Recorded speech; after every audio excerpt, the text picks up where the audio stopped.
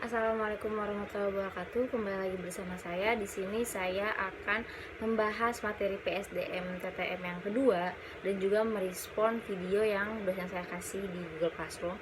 Pertama, saya akan memaparkan tentang pengertian pemberdayaan itu menurut riset Carver. Jadi menurut riset Carver itu, pemberdayaan adalah sebagai upaya mendorong dan memungkinkan individu-individu untuk mengemban tanggung jawab pribadi atas upaya mereka memperbaiki cara mereka melaksanakan pekerjaan-pekerjaan mereka dan menyumbang pada pencapaian tujuan organisasi.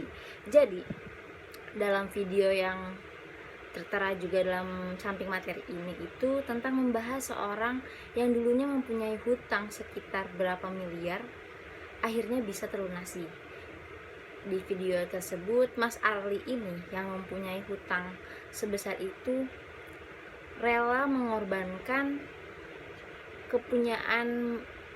kepemilikan yang ia punya atau aset yang ia punya saat itu, ia relakan hanya demi membayar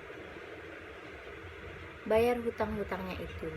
Dengan modal 900.000, ternyata Mas Arli ini bisa membayar hutang sekitar berapa miliar. Dan itu sangat bagus. Karena apa? Pemberdayaan di sini itu Mas Arli ini menggunakan uang yang ia punya sekitar 900.000 itu untuk bagaimana dapat menghasilkan uang tanpa meminjam lagi. Rata-rata orang-orang kalau ketika memulai suatu usaha ataupun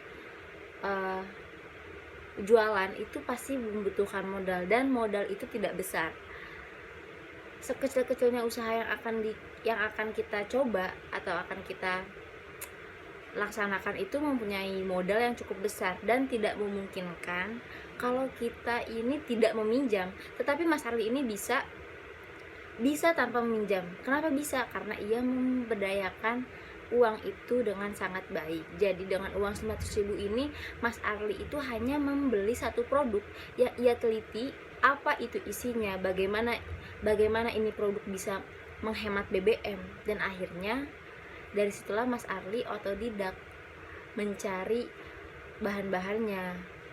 Jadi uang yang dimiliki Mas Arli ini tidak digunakan sebagai pinjaman modal, tetapi untuk membeli suatu modal yang akan menghasilkan profit yang banyak. Menurut saya Mas Arli ini sangat baik dan sangat bagus dalam memanajemenkan pemberdayaannya. Di dalam materi PSDM TTM 2 ini dijelaskan ada 8 langkah pemberdayaan. Yang pertama, menyusun kelompok masyarakat. Mas Arli ini dapat menyusun kelompok masyarakat sehingga produk yang ia buat ini terencana program pemberdayaannya. Yang kedua, mengidentifikasi dan membangun kelompok peserta didik. Mas Arli ini ketika berhasil dalam beberapa usahanya, ia mengadakan seminar secara gratis, membagi ilmu secara cuma-cuma, itu sangat-sangat membangun kelompok untuk peserta didiknya. Yang ketiga juga memilih dan melatih guru-guru pelatih. Tidak lain juga Mas Arli ini memberikan solusi kepada pasien-pasiennya. Yang keempat, membentuk dewan lembaga. Mas Arli membentuk rumahnya ini menjadi tempat konsultasi. Yang kelima, menyelenggarakan pertemuan para anggota dan lembaga. Tidak jarang juga Mas Arli mengadakan seminar-seminar besar hanya demi membagikan ilmunya itu. Yang keenam, mendukung mengembangkan hubungan yang harmonis antara lembaga dengan masyarakat. Mas Arli ini sangat-sangat sekarang sudah banyak dikenal oleh orang-orang sebagai pakar penghilang hutang. Yang terakhir itu menyelenggarakan lokakarya untuk evaluasi. Mas Arli ini juga mengadakan seminar-seminar juga tidak hanya dengan cuma-cuma, tetapi juga menerima pasien-pasiennya untuk konsultasi atau bahkan memberikan evaluasi terhadap Mas Arli. Mungkin hanya itu yang dapat saya sampaikan di sini. Saya melihat Mas Arli sangat baik dalam hal memperdayakan sumber dayanya ia sehingga ia dapat menghasilkan profit bagi tujuannya ia tersendiri, yaitu tidak lagi terlilit dengan hutang-hutang.